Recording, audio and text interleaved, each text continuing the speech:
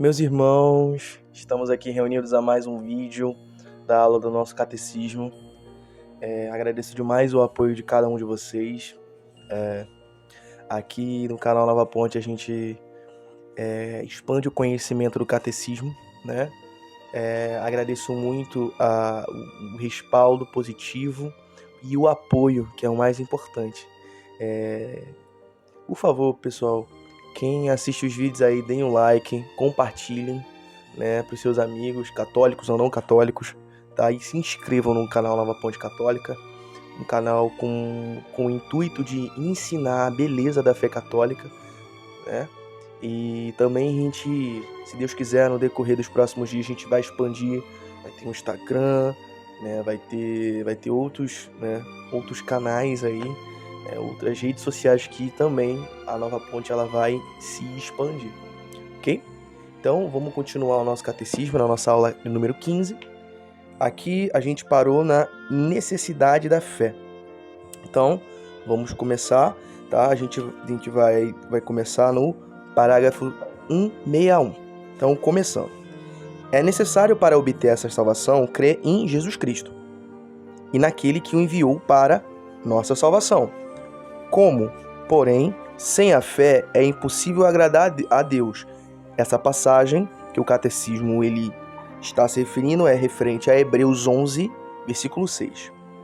E como chegar ao consórcio dos seus filhos, ninguém jamais poderá ser justificado sem ela, nem conseguirá a vida eterna se nela não perseverar até o fim. Essas duas passagens são referentes ao Evangelho de Mateus. Um é Evangelho, capítulo 10, versículo 22, e o outro é capítulo 24, versículo 13. Continuando. Perseverança na fé. A fé é um dom gratuito que Deus concede aos homens. Podemos perder este dom inestimável. São Paulo alerta Timóteo sobre isso. Combate, o nobre combate, com fé e boa consciência. Por terem repudiado a boa consciência, alguns naufragam na fé. Para viver, crescer e perseverar até o fim na fé, devemos alimentá-la com a palavra de Deus. Devemos implorar ao Senhor que a aumente. Ela deve agir pela caridade. E essa passagem é referente a Gálatas, tá? Capítulo 5, versículo 6. Continuando. Ser carregada pela esperança e estar enraizada na fé da igreja. A fé, começo da vida eterna, a fé nos faz degustar como por antecipação a alegria e a luz da visão beatífica, meta da nossa caminhada na terra. Veremos então a Deus face a face, tal como Ele é. A fé já é, portanto, o começo da vida eterna. Por ora, todavia, caminhamos pela fé, não pela visão, e conhecemos a Deus como num espelho. Confusamente, a fé, luminosa em virtude daquele que nele crê, é frequentemente vivida na obscuridade. A fé pode ser posta à prova. O mundo em que vivemos parece muitas vezes estar bem longe daquilo que a fé nos assegura. A experiência do mundo, bem longe daquilo que a fé nos assegura, as experiências do mal e do sofrimento, das injustiças e da morte, parecem contradizer a boa nova. Podem abalar a fé e tornar-se para ela uma tentação. Devemos então nos voltarmos para as testemunhas da fé. Abraão que creu, esperando contra toda a esperança. A Virgem Maria, que no caminho da fé chegou até a noite da fé, comungando com o sofrimento de seu filho e com a noite de seu túmulo, e muitas outras testemunhas de fé. Portanto, com tamanha nuvem de testemunhas em torno de nós, deixamos de lado tudo que nos atrapalha e o pecado que nos envolve. Corramos com perseverança na competição que nos é proposta, com os filhos fixos em Jesus, que vai à frente da nossa fé e da nossa perfeição. Então, essa parte aqui da questão da fé, as partezinhas da fé, a gente pode concluir da seguinte maneira. A fé, ela é dada como uma graça, mas devemos fomentá-la com esperança, consistência, consciência, oração e perseverança. Por quê? Para que a gente consiga nutrir essa fé, mesmo com todas as tribulações que o mundo nos dá. Lembre-se, meus irmãos, Jesus Cristo não nos deu a certeza de boa vida na terra, porque a terra, infelizmente, não são dos filhos de Deus. A partir da corrupção do pecado original, a terra não é mais 100% dos filhos de Deus. E lembre-se, Deus é tão justo que ele tem um caráter. Porque se ele fosse lutar com todas as forças, ele seria um tirano. Então ele tem um caráter divino. Então por isso que ele ainda assim equipara algumas forças sobrenaturais para que nós possamos, através da graça dele, mostrar para o inimigo que a nossa fé nos basta.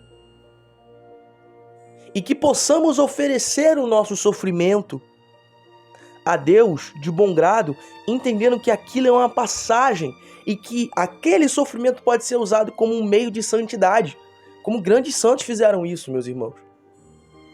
São João da Cruz, Santa Teresinha do Menino Jesus, Carlos Acutis agora, que é um santo novo. A gente pode falar vários e vários santos.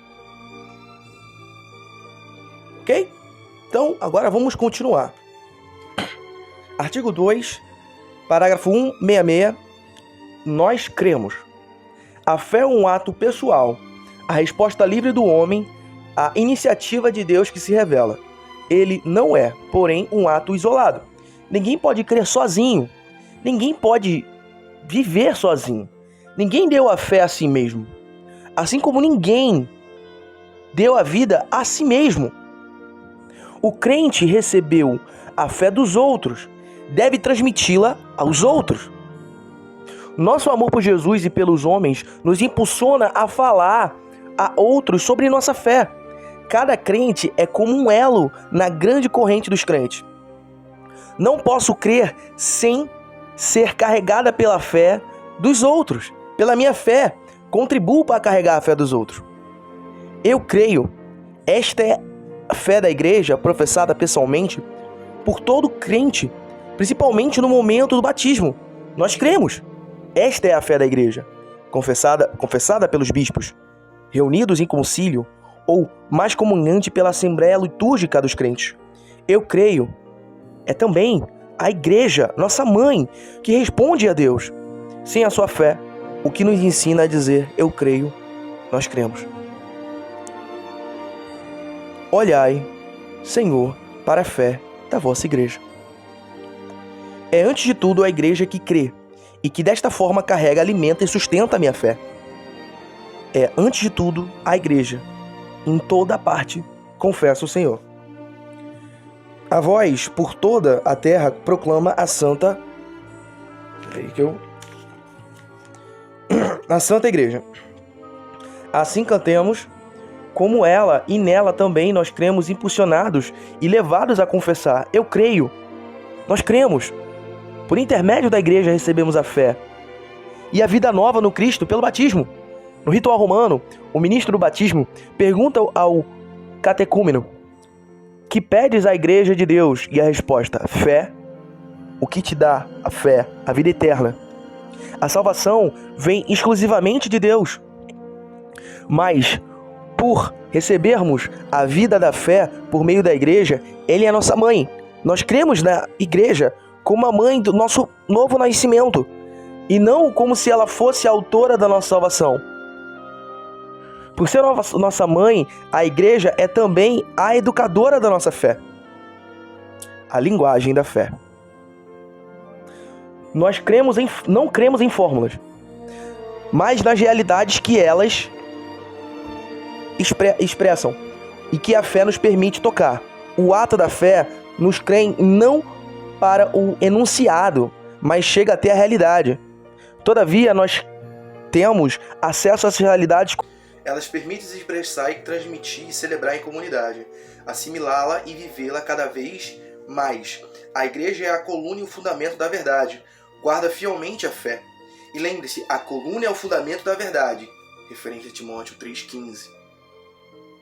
Vou chegar lá, viu? Ela conserva a memória das palavras de Cristo. Ela que transmite de geração em geração e conserva a memória das palavras de Cristo. É ela que transmite a fé dos apóstolos, como mãe que ensina seus filhos a falar e, por consequência, a compreender e a comunicar.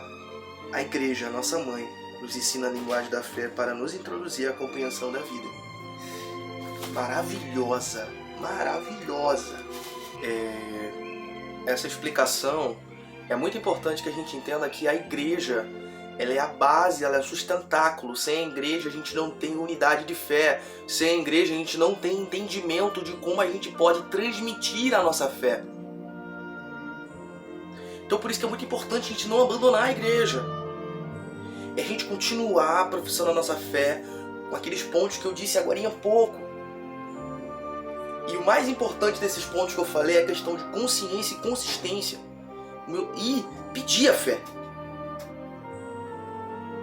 Infelizmente nós temos os nossos irmãos protestantes que eles não têm esse entendimento. Porque Lutero achou necessário separar, mas tiveram outros santos que não, que conseguiram reformar de fato a igreja. Botá-la no eixo. A nossa igreja nunca foi abandonada por Deus, porque já se passaram mais de 2000 anos e ela continua de pé. Então, meus irmãos, essa é a reflexão da aula de hoje. Nunca abandone a igreja de Cristo, pois nós, como homens, somos falhos. Mas, mesmo sendo falhos como homens, ainda assim, Jesus Cristo nos edifica e nos transforma santo através da igreja. Então é isso, meus irmãos. Fique na paz. Viva Maria Imaculada sem pecado e viva Cristo Rei.